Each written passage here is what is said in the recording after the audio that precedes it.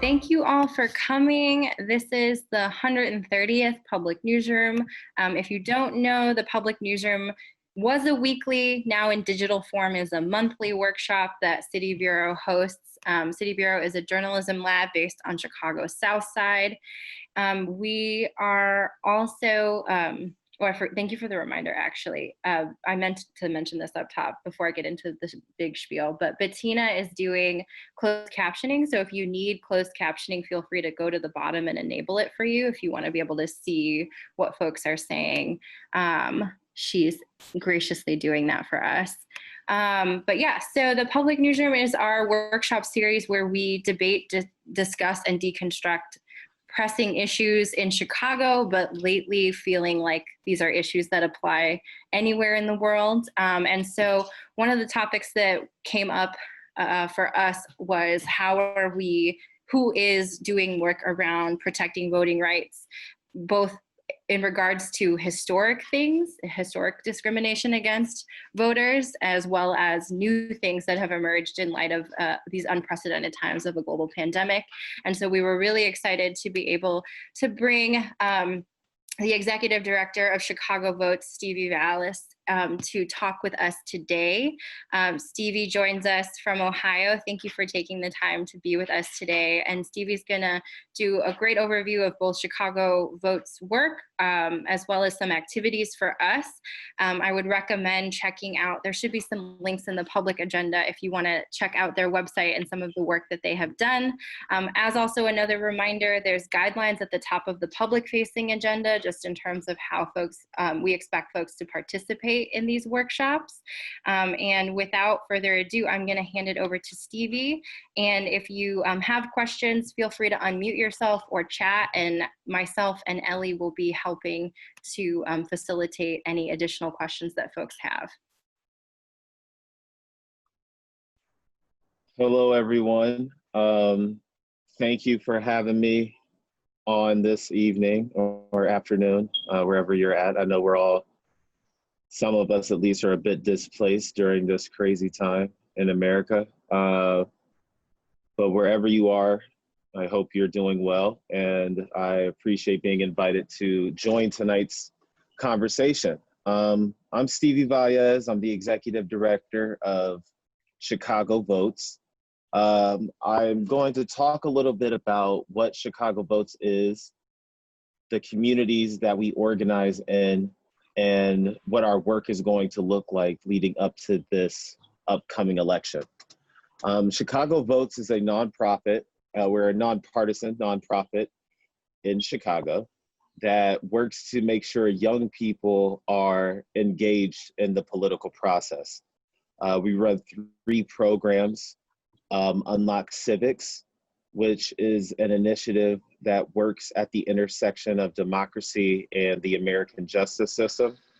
We have the Give a Shit initiative, which is our creative work where we engage with artists and different creatives in the Chicago community and get them involved in our work. And it houses a series of events called Give a Shit Happy Hours, which are essentially parties we threw pre-pandemic. We would bring a bunch of people together at bars or barbecues, and we would discuss different issues that are pressing in the community, such as divesting from police and investing in education, democracy, reform, and racial capitalism, so on and so forth. And then our third initiative is Parade to the Polls, which is a program we do predominantly in colleges and high schools where we take first-time voters on parades to go cast their ballot. Our mission, in addition to trying to get young people involved in politics, is working to ensure that it's fun, which is why our initiatives or our programs have names like Give a Shit, and our initiatives have things like parades in them, because we want democracy to be something that we feel is accessible, that everyone feels is accessible to them, no matter what their walk of life is, and is a celebration and something they do to celebrate rights and have fun. So I want to talk a little bit more into the specifics about where we do our organizing, because I think where we do our organizing and the young people that we try to engage is really one of the most innovative things about the work that Chicago Votes does. And in this era of a pandemic, I think we have seen a lot of standing inequities in society that have only been pushed further to the forefront. And a lot of these inequities are housed in the communities that we organize in. So I want to talk a little bit about how we engage diverse communities in the political process, but more specifically for this conversation around the election. So we organize in jails. I'm sure many of you have heard about Cook County Jail becoming the first jail in the country to have polling machines inside of it. And Chicago Votes was a part of a coalition effort to make that happen. We do voter registration inside the Cook County Jail, and we make sure that the guys and the women and the people who are incarcerated at the Cook County Jail are prepared for elections when it's time for them to vote. We also work inside prisons. As many of you may or may not know, Illinois, when you're incarcerated inside of a prison, you are not allowed to vote. So if you are currently serving a felony conviction, you're not allowed to vote. But if you're inside the jail, most of the people there are there on pretrial detention. They have not been convicted yet, so they are eligible voters. So while our work inside the jail is around voter registration and voter turnout, our work inside the prison is around civic education. So when they are released and their rights are restored, they'll be prepared to participate in the civic process. We passed a bill last year that would require people who have less than 12 months left on their prison sentence are given access to peer-led civic education classes. And we also, as part of that bill we passed to get polling locations inside the jail, there is also language in there that requires prisons to give people know your rights guides and voter registration forms upon their release.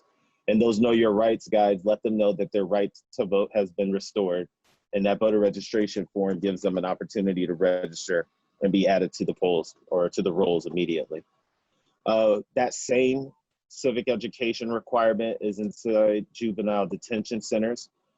So we also are doing work there to ensure that young people who are in juvenile detention centers are educated on their rights as a citizen as it relates to civics.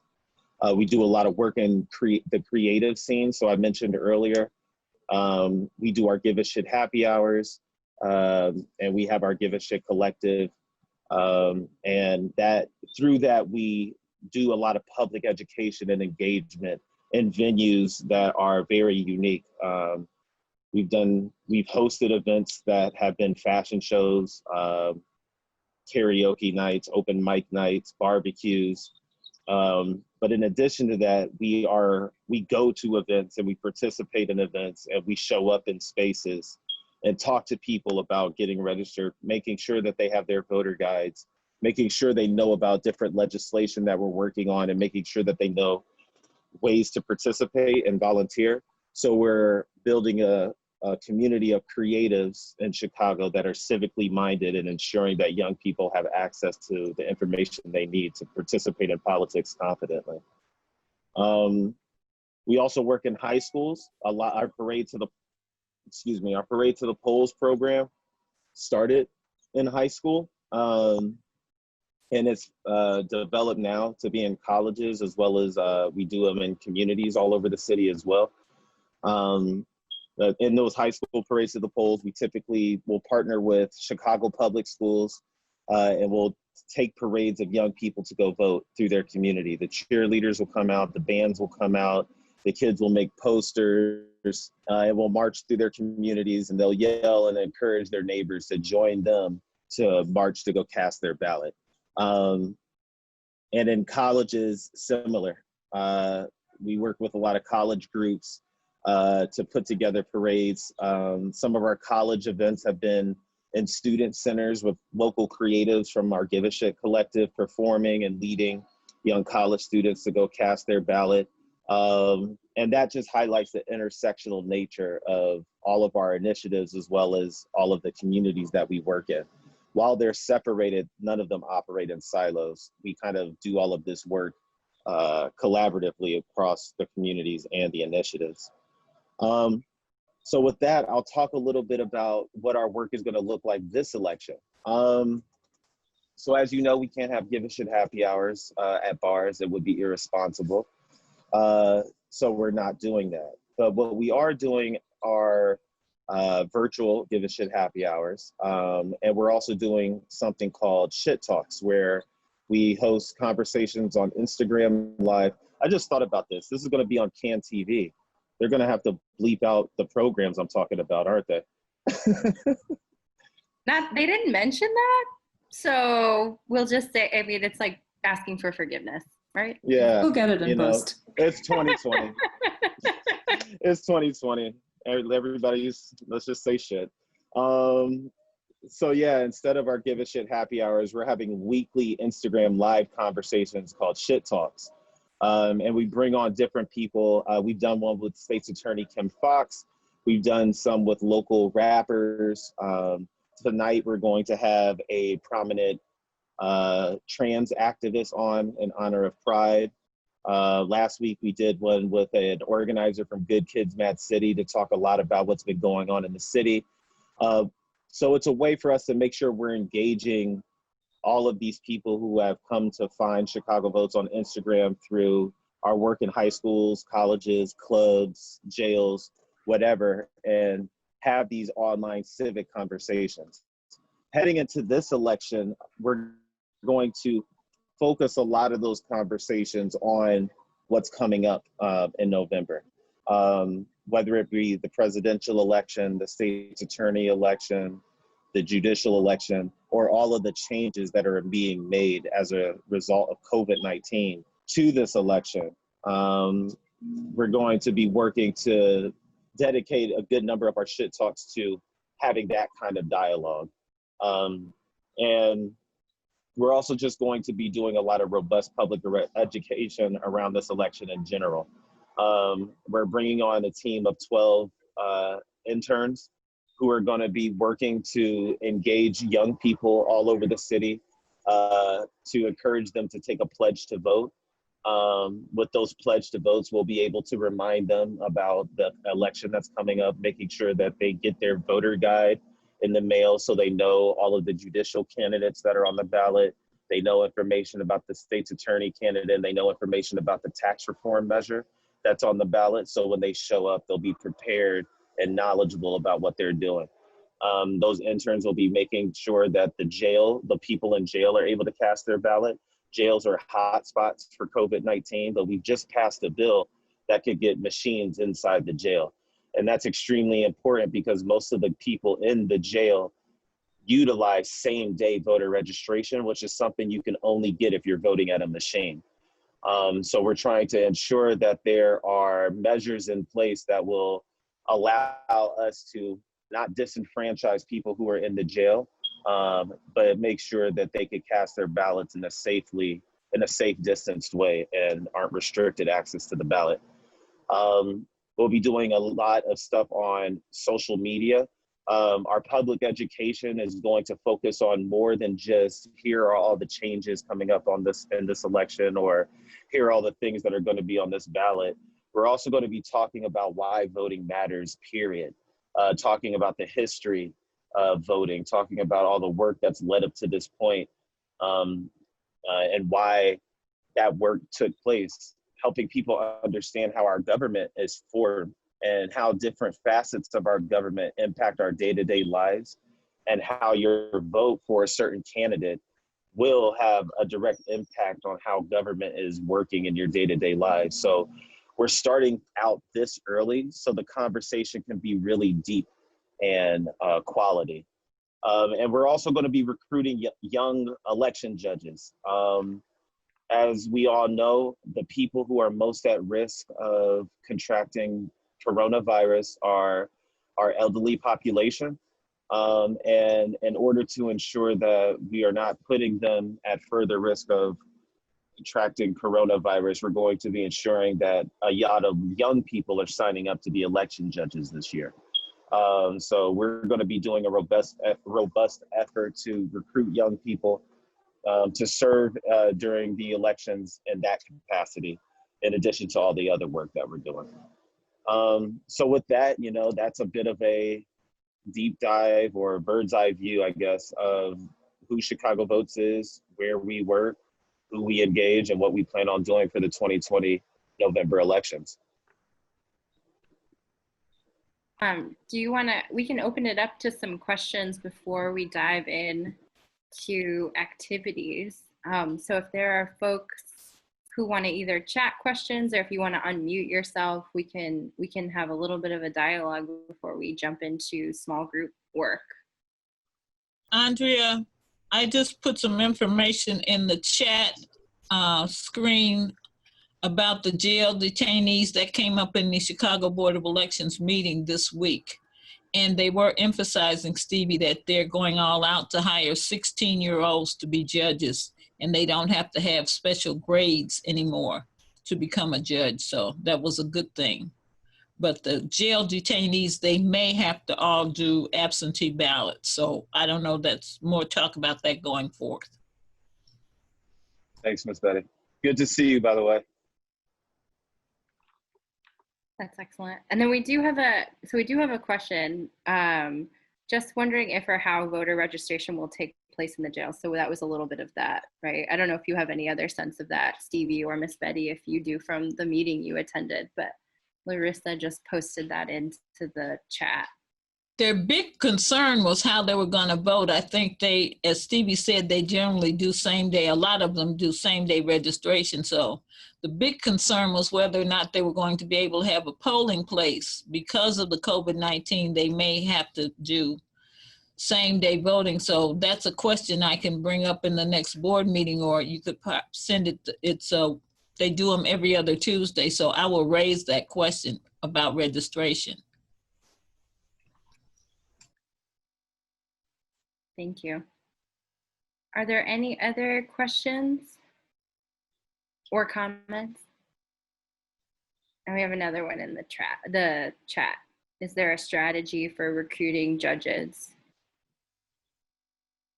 Yeah, Rudy Garrett's actually on. I hate to put her on the spot, but I think she'll be fine. She's the one who's actually been drafting this program or creating this program for Chicago Votes. So Rudy, do you want to talk a little bit about some of the strategies we're going to be using to recruit election judges?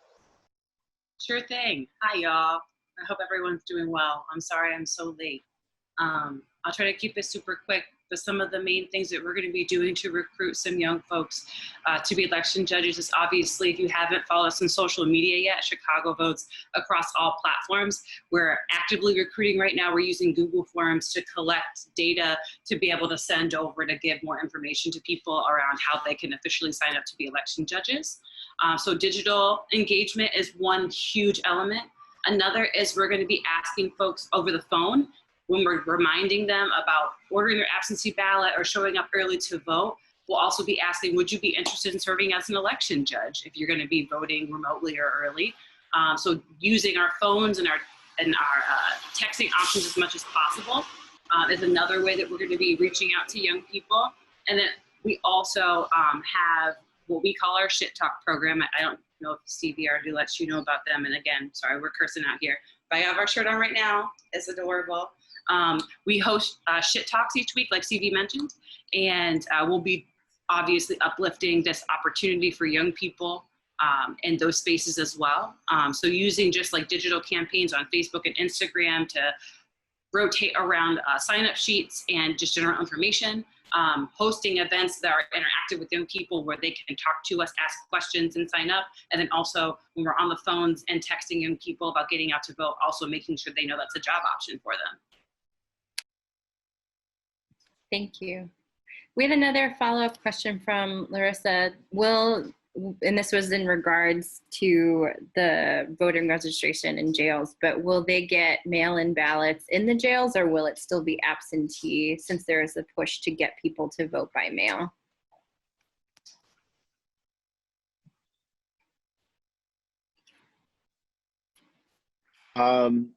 If Miss Betty doesn't know, I don't know, because a lot of this stuff is being figured out at these Board of Election meetings that are happening.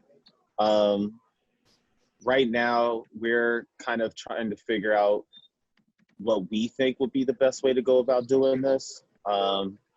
And our plan and the way we typically do this work is we'll go and talk to the Board of Elections and compare what we want to what they're planning and try to get aligned on what actually happens. So, Stevie, I'd suggest you give Adam a call. He may be able to give you some information up front.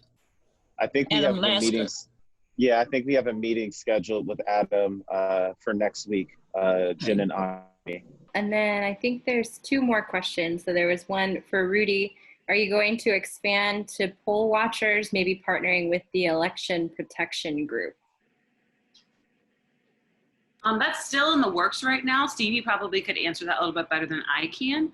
But we do partner at times and do a lot of digital promotion for the election protection program, specifically the one with the Chicago Lawyers Committee. Like you already know, Catherine, those are like, so we'll still be doing the digital outreach, but we're still trying to work out like what does it mean to bring in people on as election judges and then also work on the other end from the election. Right. So I can't give you an answer right now, but we will soon. Okay, thanks. Cool. And then the next question was, could you say more on the Give a Shit programming and what the engagement with artists look like?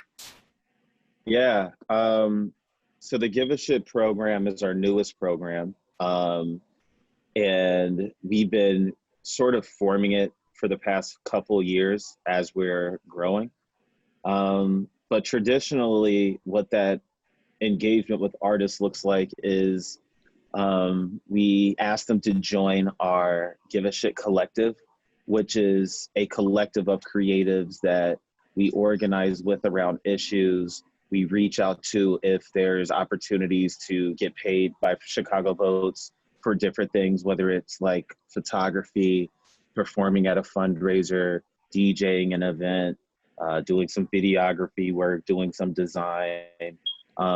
You know, one of the things we really like to do in terms of our work is pay the creatives. So having them as part of our collective and being able to pay them to support the initiatives that we do is a way we go about engaging artists.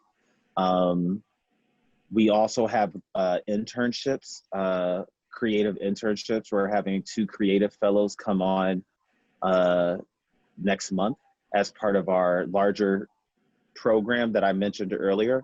And what they'll be doing is making sure that all of the work that we're doing to do public education has a creative lens and perspective to it, as well as developing a long-term project to coincide with the program that we're running as a Democracy Corps internship.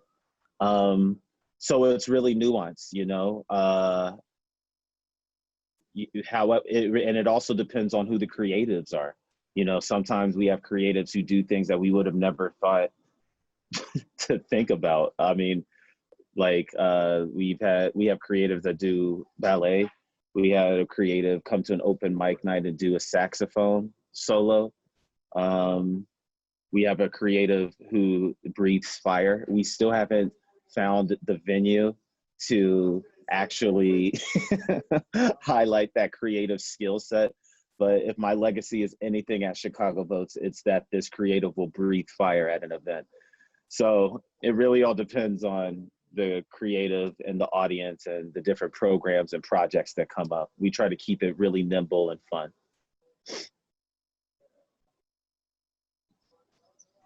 Other questions? And then in the chat, we've been sharing the social media that they've referenced, both Rudy and Stevie, for you guys to follow and see what they're up to, just as a reference. But anything,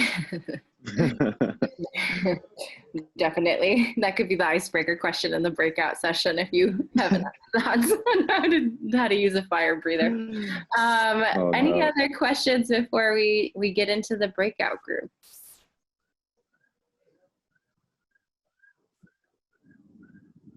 No, we're good?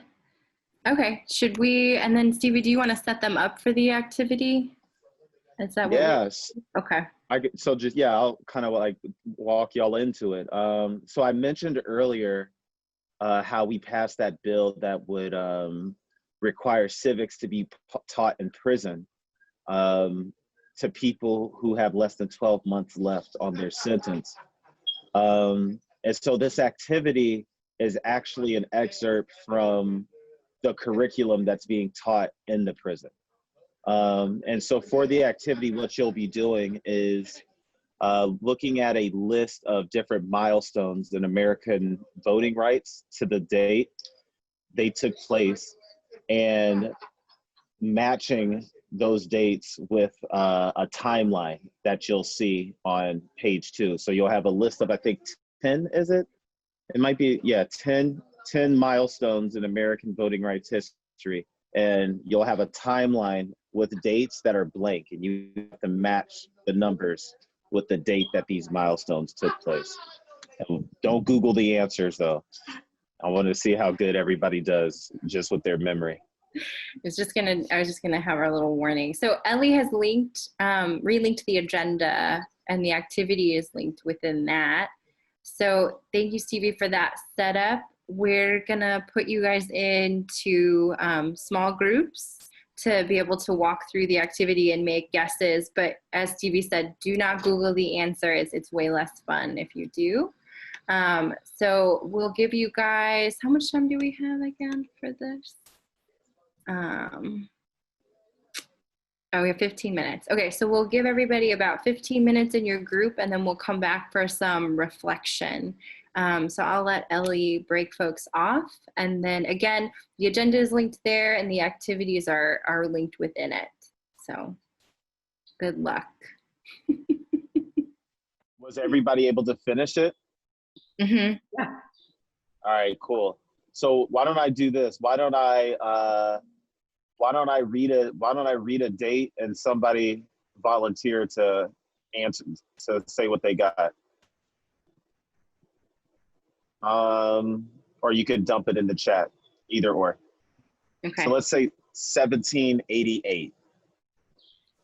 What did folks get for the answer for 1788? Constitution. U.S. Constitution. Did everybody get that? Yes. All right, that's right. 1788 was the U.S. Constitution. 1870. 15th Amendment. Everybody get 15th Amendment? Yep. All right. Let's see here. 1920.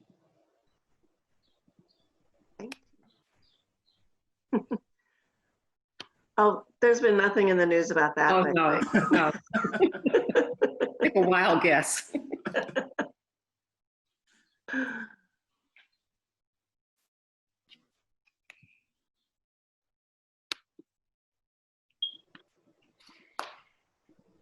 Number. All right. Should be Did we the get 19th Amendment. Yeah. I was like, they didn't say it, but I know they know what it is. right, yeah. It goes without saying, Stevie. Oh, I'm sorry. I didn't know that. All right, 1940. Jim Crow laws? Grow laws. Pro laws is right. 1965. Voting Rights Act. Voting Rights Voting Act. Rights Yeah. Voting Rights Act is correct. I'm sorry. Hold on. I got mixed up on this timeline. 1971. 26th Amendment. Correct. 1982. Voting Rights Act extension. Correct. 1993. NVRA. Yep, number 5. Correct. 2002. Help America Vote Act. Nailed it. 2006.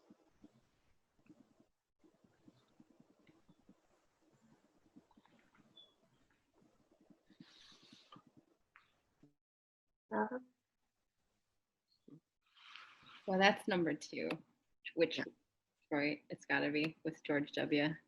Mhm. Yep. 2013. Shelby County. Shelby County. There you go.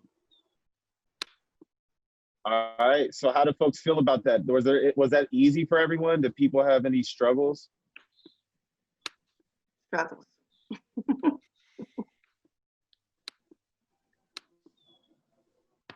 Yeah, go back to class. It was fun, Mhm. but it piqued my mind. I thought I remembered more than I did. Yeah. Yeah. Yeah. Why were the ones I lived through the hardest ones? It helps. Yeah, the first. I was just going to say it helps to think of these things in terms of a timeline. Mhm. That's true. Yeah. Yeah, the first time I did it, I was shocked at how much stuff had happened while I've been alive. I always think of a voting rights timeline of being a bunch of things that happened before I was born. Mhm.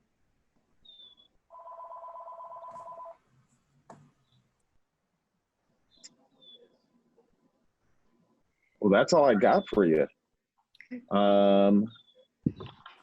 Yeah, we can open it to any other we have a little bit of time for any last minute questions, reflections for Stevie. And then I know some folks are going to stay on to maybe talk a little bit about work that they're working on, our little sort of like faux happy hour. Stevie, can I just say, I did not know until I talked to Jim Allen that we could do voter registration in lounges and bars now. Really? Yeah. With Because the I mail-in? called because a friend of mine has a outdoor bar, but he's there.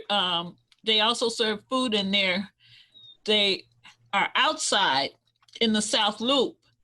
And I asked if we could do the white cards and do voter registration. And they said, Jim said that a few years ago, they changed the law. So it's not illegal to do voter registration where alcohol is served. Mm-hmm. And I was not aware of that because, I mean, I know you guys could really do a big things.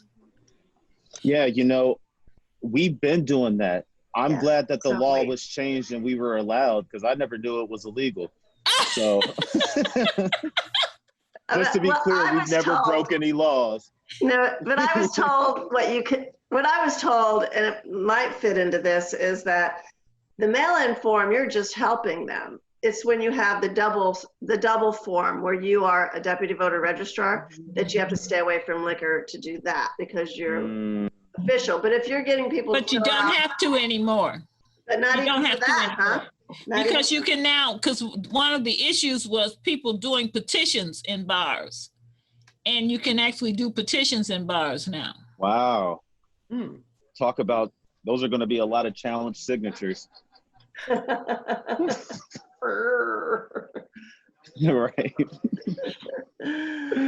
Well, I have something to think about. I don't know if it's for afterwards or if it's for now. But with everything that's been going on and the new laws and the craziness of our primary here, and definitely watching the nonsense of Georgia, that I think the League of Women Voters at least is going to be adding another rung to our sort of platform. And normally it's like voter registration. Of course, we want to get judges and we want to do all these things. But now I think we need to pay attention to the efficiency of our elections. And with the so many mail-in ballots, especially the ones that are going to people's homes that they can fill out and then mail in, that's going to bump up the amount of work and the number of errors that may take place for keying in all those applications for a vote.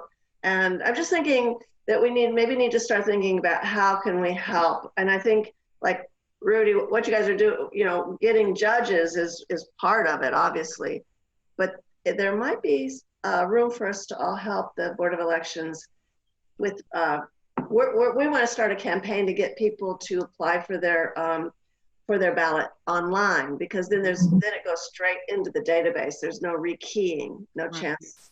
So I'm just throwing that out as some things that we all might be thinking about. Yeah, they have about almost 100,000 people who have already applied for absentee ballots. And I guess my real concern is how to handle people who are not online, for example. And I was on a Zoom call with some legislators who said that they weren't going to put postage on the ballots. But I do know for a fact that in Chicago, the Chicago board has made allowances in their budget to put postage on the ballots and on the applications for ballots that have to be returned. So I don't know how that's going to affect the rest of the state, but Chicago should be okay. But I'm going to be pushing people to use the drop boxes. Because if there's a drop box in your ward that's close around, if you're afraid of the post office, use the drop box to put your ballot in. I think that's one thing I'm going to push. Betty, to your point about people not being online, have you heard anything about how that might be addressed? In terms of people who don't use the internet, who don't use email, and so how would they even get the notification? Well, they'll get it from the Board of Elections. They'll be mailed to their registration address an application they can fill out by hand. Okay. Yeah, there is one additional point I'd like to add, just in terms of sending volunteers in. I think it might be important to send an observer to watch the process of tabulating the mail-in ballots, just because I'm concerned the Republicans are going to see that as a choke point and try and screw up that process by challenging a lot of signatures on mail-in ballots. Well, they'll have 3 people to judge the signatures. There's going to be 3 judges judging those signatures. So I'm sure they're going to try, but I'm not so sure they'll be successful with that. Some of the collar counties, I would be worried about it. I'm not worried about Chicago, but some of the collar counties, yeah.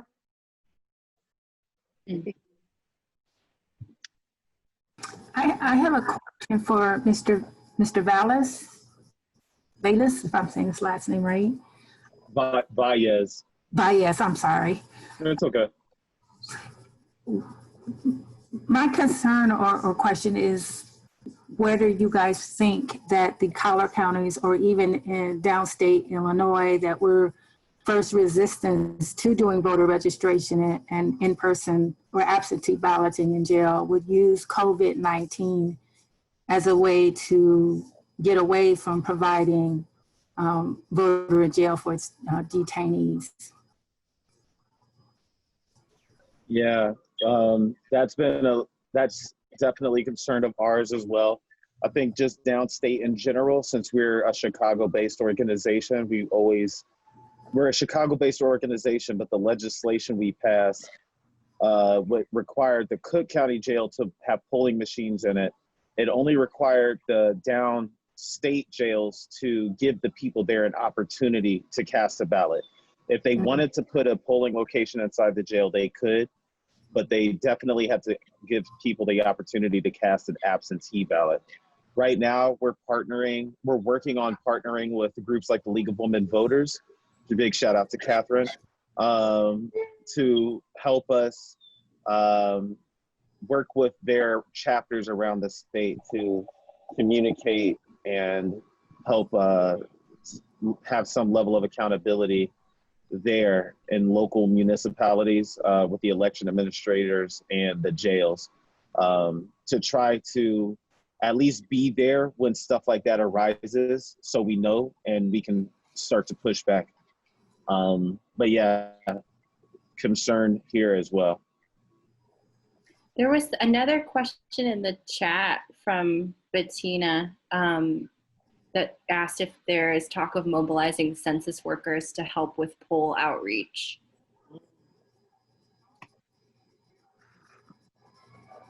Does anyone who's more heavily involved with census work want to speak to that? I think I saw Catherine start to shake her head. No, it's just COVID's killing off a lot of things. It's a hard one. It's a hard one right now.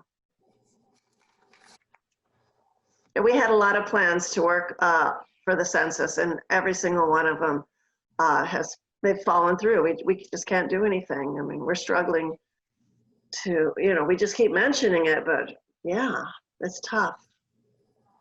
So y'all haven't done any door knockings? I couldn't hear that. Oh, I was just asking, have you done any door knockings? No, Oh. no. One of the things we've been doing, Rainbow Push has been distributing food to pastors and community activists, and they've been delivering to their passengers. And I have started them to putting the white cards in the food boxes that they're receiving. So if they receive 50 dinners for 50 people, then I give them 50 white cards so that they can fill them out and do voter registration, at least. And I do know of some people that are, I think it was some of the League of Women Voters, maybe, Catherine, I can't remember, that were going to places where they're distributing food, where cars are lines up and handing them cards to do white card voter registration. Yeah. And then Annie Williams, she's got a group, and they're doing all the protests. Mm-hmm. They're out actually doing it, and yeah, I have some. They're going to be at the Gay Pride, the new, what is it? It's been renamed. Go ahead, I'm sorry. I had some workers on the west side that are doing the west side marchers, and they're doing white cards there as well. And what they're doing is they also give people the ink pens when they give it to them, so you don't have to get them back. So we're trying not to do a lot of exchanging of things. But they are filling out the cards, and by the end of the March, they have a box for them to drop them into. Yeah, that's great. But registration's hard now. Yeah, if you have any links to any of that, if there are folks, because I feel like there might be people on that want to maybe engage in that work. So I don't know if there's links that you could share. That would be great to connect folks to some of those actions or ways that people are trying to work around COVID. I might feel comfortable sharing Annie Williams' email. She certainly is always looking for help. Do you want me to dig that up and put it in the chat real quick? Yeah, that would be great. You could put it there, and yeah, that would be great. And then we can forward it into the agenda for folks to see. I want to be mindful of Stevie's time. Stevie, you're welcome to continue to hang out with us. I want to thank you for this workshop. I know there's a lot going on, and I want to also let people know that a lot of what Stevie listed, there's under the other resources. Those are things that if you want to continue to engage in Chicago Votes work, there's opportunities to volunteer, to sign a petition, to join the Give a Shit Collective. And then your Give a Shit talk is tonight, correct? Yeah. Yes, Shit Talk is tonight. Shit Talk is at 8:30? 8:30 p.m. 8:30 p.m. Central. So please consider staying connected. I know for the next like half hour, we wanted to kind of give people an opportunity to break back into small groups to talk about either projects that they're working on that they kind of want to, it's a weird time to be able to like engage in ways to like exchange ideas and exchange work and skills. And so what we are trying to do is have people recreate that opportunity that used to happen in person in the public newsroom and do these little half hours after our digital public newsroom. So we can transition to that. Stevie, you're welcome to hang out. Thank you so much. This was great. And thank you, Catherine, for sharing that.